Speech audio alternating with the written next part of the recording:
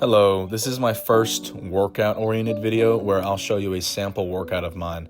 I plan on creating a lot of instructional and educational videos like this, all fitness-based, and they're pretty much based on what I've learned over my 3+ years of lifting. Now, this video is technically a school project. Hello, Miss Reed, but I am genuinely passionate about this, so please turn on notifications if this is the kind of content you're looking for, because there will be more eventually. I am still figuring the process out, so bear with me, and let's get right into it. So today's workout is the first of 3 of what we call a push-pull legs split. So today is the push workout, and what that implies is you are going to be using your pushing muscles. So that could mean your chest, your triceps, your shoulders, all of the above. That's pretty much what people base it down to. So first, I start off with bench press. I did 3 sets. First set, I tried to get 12 reps. I swear I did last week, but only 11 today. That's okay, life happens. Shout out to my cameraman here for getting the best angles, including the belly shot. Jokes aside, I appreciate your work, Levi. You'll see him later in the video. So what I'm doing here is I'm arching my back in the bench press so that I am more optimally hitting my pec fibers and my chest. So what I aim for in my training is to maximize muscle hypertrophy, which I should probably specify. That is a simple way to say, a complicated way to say muscle growth. And I try to maximize my muscle growth by what you saw there, keeping the eccentric slow, which that's just the lowering portion, making sure you're getting real low with a good stretch. Don't do what I did there and shuffle my feet. You want to keep your feet in place, stay as stable as you can so that you can keep all your focus on your mind-muscle connection in your chest. And overall, just make sure you're controlling the weight and not letting the weight control you. Now, although the barbell bench press is not technically the most scientifically optimal exercise, if you're looking for the best stretch in your pecs, it is still a great compound movement to include because you can hammer your chest, your triceps, and your front delts all in one go. So I would still recommend to include them often. Right here I did 3 sets, all to basic failure. The first 2 weren't pushed as hard, and the last one I pushed as hard as I could. Now that wasn't all 3 sets. That was just the same one being replayed. I'm just going to replay it as much as I have to get out what I have to say. Now that's not my only chest exercise I do. For this workout, I also did 3 sets of pec flies, or chest flies if you'd like to call them, as I'll show you in just 1 second. Okay, right here. I tried them at an incline today just so that I can better get a connection in my upper pecs, which I'll tell you it did work. I was very sore the next day. So with this exercise, I probably could have done a little bit of a better job taking it down slowly, taking the dumbbells, and then getting a good squeeze at the top. Now, it's argued that the squeeze is not as important as the full stretch, which does show to be pretty true in the science.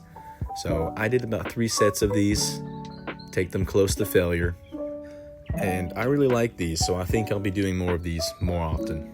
But be careful not to let the dumbbells down too fast. Again, control the weight, don't let it control you, because that is room for injury if you go beyond your body's capabilities, because this is a pretty deep stretch. So only go as far as you can comfortably go and stop there.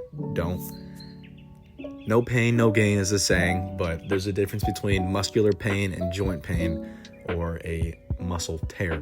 So definitely avoid that. Be careful as you lift. And yeah, I would definitely recommend these. Now moving on from the chest, we're now going to start with triceps. Now these are my favorite tricep isolation movements. First off, we have the tricep push downs. So I tried a higher weight today. I'll definitely stick with this weight for now because last week I had 160 for 12. I tried to make my shot for 170 and I succeeded. So progressive overload, that's an important component. So what I'm trying to do here is I want to keep my forearms parallel at the top. So what that does is maximizes the tension within the stretch, which is a very important part of muscle hypertrophy. You want to keep a lot of tension in the stretch and not as much in the full contraction. Push downs are great as long as you keep them under control, but they don't give you the most stretch that you possibly could. Now, this probably isn't perfect, but it's pretty close to it in terms of getting the tricep as lengthened as you can. There is a head of the tricep, the long head, which is in the back, that also connects to your shoulder. So by having your arms overhand like this and to the back, you are maximizing the stretch in that head of the tricep, which gives you that beefy tricep look from behind. So I did this for 3 sets as well. I did everything for 3 sets in this workout besides the last exercise. So I'm just trying to get a decent amount of volume in, not overdoing it, not underdoing it, just trying to find that happy middle ground. So I probably should have picked a different shirt today. The shirt's getting a little old. I swear it fit perfectly about 1.5 years ago. It's just what happens when you keep bulking and working out, I guess. I swear I'll work on that soon. I'll try to make sure I'm well presented for the camera, but that's not what I'm worried about today. I'm just trying to get my information out to you all, trying to teach you the best I can. But yeah, going overhead like this with a dumbbell is fantastic if you can figure out the grip situation. Now, if you can't, you could just use the easy bar, which is right behind me in this video. If you see that bar with the curves on it, it's more comfortable for some people's hands, which I agree, but it is a little long and off balance for me, so I prefer using the dumbbell here. But keep in mind, the rep range is not as important as maintaining good form and training close to failure. So again, thank you, Levi. I'm sure you spotted him in the mirror there. Once again, getting the best angles and the best belly shots for everybody. All right, let's move on to the next exercise. Any second now. And hold on. All right, let's go.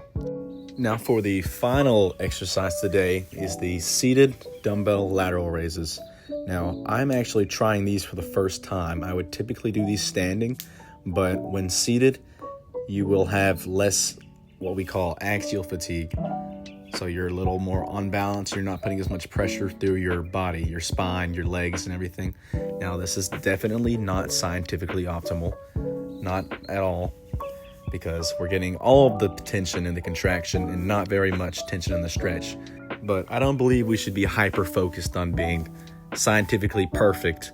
It's okay to have some variation. Science isn't everything. So this is just one variation you can use.